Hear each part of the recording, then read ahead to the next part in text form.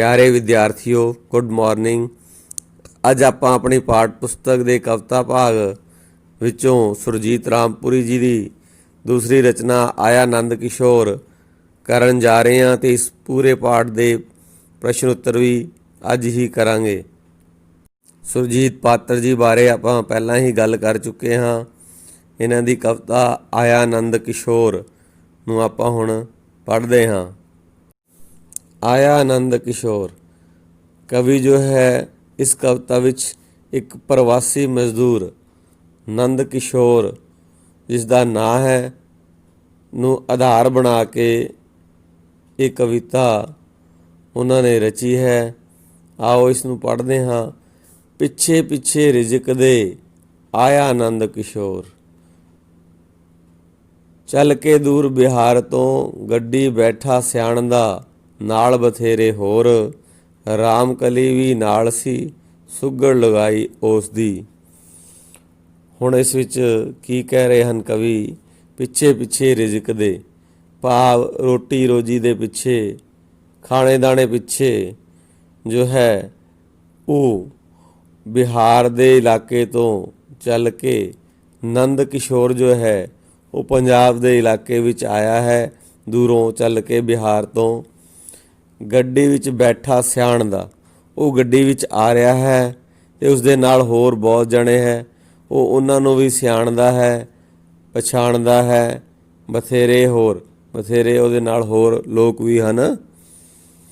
रामकली भी नाल सी, रामकली सुगड़ लुगाई उस दी, सुगड़ मतलब सियाणी औरत उसदी घर वाली, रामकली भी उसदे नाल है। लुधियाणे दे कोल ही एक पिंड वाड़ेवाल विच जड़ लगी ते पुंगरी, रामकली दी कुख चों जन्मी बेटी उस दी नां रखिया सी माधुरी। अगे कवि दस रहे हैं लुधियाणे दे कोल ही जो है नंद किशोर आके एक पिंड है वाड़ेवाल विच रहन लगा। जड़ लगी ते पुंगरी रामकली दी कुखों, जिथे रहंदियां होया उसकी पत्नी ने एक बेटी नूं जन्म दिता। जन्मी बेटी उसकी नां रखिया सी माधुरी। बिहार तो आके नंद किशोर जो है लुधियाणे दे एक पिंड वाड़ेवाल विच रहन लगा ते उसकी पत्नी ने एक बेटी नूं जन्म दिता। कुछ समय बाद उत्थे रहंदियां होया ते उसका नां उन्होंने माधुरी रखिया। कल मैं देखी माधुरी, कवि कहता है मैं उसकी बेटी नंद किशोर की बेटी नूं कल देखिया, वो वड्डी हो गई है। कित्थे देखिया? उसे पिंड स्कूल विच गुत्तां बन के रिबन विच सोहनी पट्टी पोच के ऊड़ा ऐड़ा लिख रही। नंद किशोर की बेटी जो है वो वड्डी हो गई। कवि कहता मैं उसनूं देखिया कि उसदियां गुत्तां बन्नियां होईयां हन, विच उसदे रिबन पाया होया है ते सोहनी पट्टी पोच के, पट्टी पुराने समय विच पट्टियां ते लिखिया जांदा सी कलम नाल, वो पट्टी पोच के उत्ते जो है ऊड़ा ऐड़ा लिख रही है।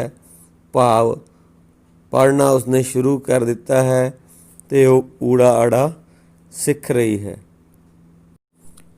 ऊड़ा ऐड़ा लिख रही बेटी नंद किशोर दी, किन्ना गूढ़ा साक है अखरां ते रिजक दा।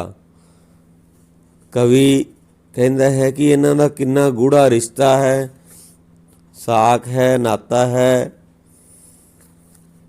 अखरां ते रिजक दा।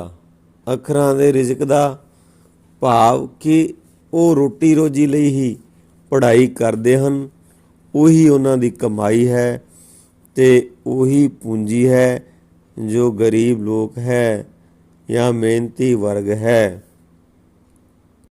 इसे पिंड दे लाडले पोते अक्षर सिंह दे बे बापू दी कार विच लुधियाणे आंदे कॉन्वेंट विच पढ़ रहे ABCD सिखदे।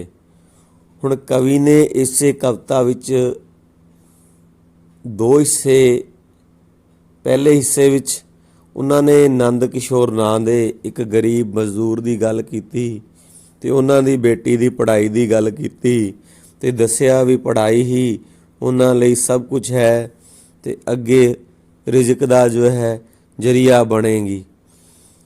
ਹੁਣ ਅੱਗੇ ਅਮੀਰ ਵਰਗ ਦੀ ਗੱਲ ਕਰਦੇ ਹੋਏ ਕਵੀ ਨੇ ਉਸੇ ਪਿੰਡ ਦੇ ਇੱਕ ਘਰ ਦੇ ਬੱਚਿਆਂ ਦਾ ਉਦਾਹਰਣ ਦਿੱਤਾ ਹੈ। ਕੀ ਦੱਸਦੇ ਹਨ? ਇਸੇ ਪਿੰਡ ਦੇ ਲਾਡਲੇ ਪੋਤੇ ਅਛਰ ਸਿੰਘ ਦੇ। ਅਛਰ ਸਿੰਘ ਨਾਂ ਦਾ ਜੋ ਵਿਅਕਤੀ ਹੈ ਉਹਦੇ 2 ਪੋਤੇ ਹੈ।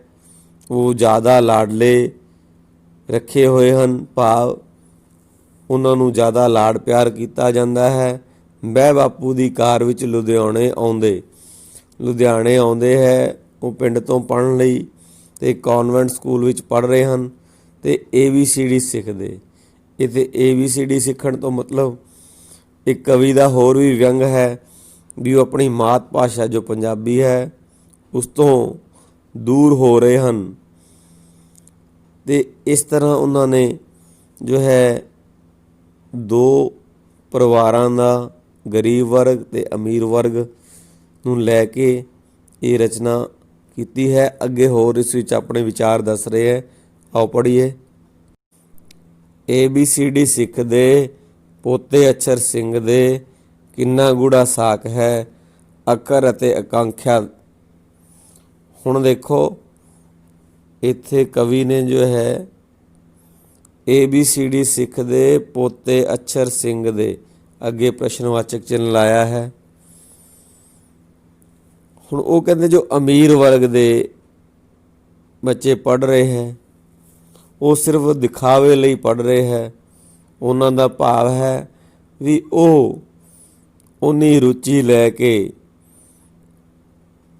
ਉਹਨਾਂ ਅੱਖਰਾਂ ਨੂੰ ਨਹੀਂ ਪੜ੍ਹ ਰਹੇ ਜਿੰਨਾ ਕਿ ਨੰਦ ਕਿਸ਼ੋਰ ਦੀ ਬੇਟੀ, ਕਿਉਂਕਿ ਉਹਨਾਂ ਲਈ ਜੋ ਹੈ ਨੰਦ ਕਿਸ਼ੋਰ ਵਰਗੇ ਮਜ਼ਦੂਰਾਂ ਲਈ ਉਹਨਾਂ ਦੀ ਬੜੀ ਇਹ ਕਮਾਈ ਹੀ ਹੈ ਪੜ੍ਹਾਈ ਜੋ ਹੈ, ਇਸ ਲਈ ਉਹਨਾਂ ਦਾ ਗੂੜਾ ਸਾਕ ਹੈ, ਉਹਨਾਂ ਦਾ ਬਹੁਤ ਗੂੜਾ ਸਾਕ ਹੈ, ਭਾਵ ਰਿਸ਼ਤਾ ਹੈ।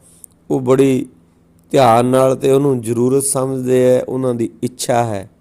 ਤੇ ਜੋ ਅਮੀਰ ਵਰਗ ਹੈ ਉਹ ਕਹਿੰਦੇ ਅੱਖਰ ਅਤੇ ਆਕਾਂਖਿਆ, ਯਾਨੀ ਉਹ ਜਿਹੜਾ ਪੜ੍ਹਾਈ ਕਰ ਰਹੇ ਹੈ ਉਹ ਦਿਖਾਵੇ ਦੀ ਪੜ੍ਹਾਈ ਹੈ, ਭਾਵ ਉਹਨਾਂ ਦੀ ਇੱਛਾ ਪੜ੍ਹਨ ਦੀ ਘੱਟ ਹੈ ਜਾਂ ਪੜ੍ਹਨ ਲਈ ਉਹਨਾਂ ਨੂੰ ਪੜ੍ਹਨ ਦੀ ਕੋਈ ਜ਼ਰੂਰਤ ਨਹੀਂ ਹੈ। ਇਸ ਤਰ੍ਹਾਂ ਦਾ ਭਾਵ ਲੈ ਕੇ ਜੋ ਹੈ ਕਵੀ ਨੇ ਆਪਣੇ ਵਿਚਾਰ ਪ੍ਰਗਟ ਕੀਤੇ ਹਨ। ਇਹ ਕਵਿਤਾ ਸਾਡੀ ਅੱਜ ਪੂਰੀ ਹੋ ਚੁੱਕੀ ਹੈ।